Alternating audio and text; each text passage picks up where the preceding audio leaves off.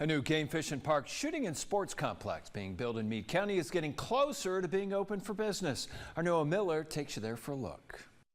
This is where the South Dakota Shooting Sports Complex is going to go, and it stretches over a mile long. We built it up into something really amazing.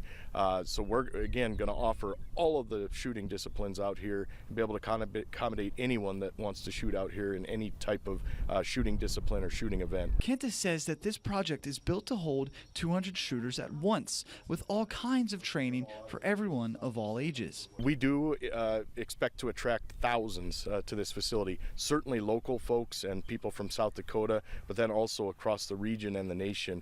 We're going to hold some big shooting matches here that will have anywhere from 300 to 500 contestants and a lot of folks coming from out of town, and they'll be bringing their families. The complex plans on having both indoors and outside ranges for a wide variety of sports shooting. We will offer indoor archery and air gun in our hunting and shooting education building, and then the rest of the shooting will be outside. The complex will offer free educational classes for everyone interested in learning more about shooting or ones that are new to the sport. We'll welcome everyone out here, and we really want to talk to folks that maybe haven't shot a gun before.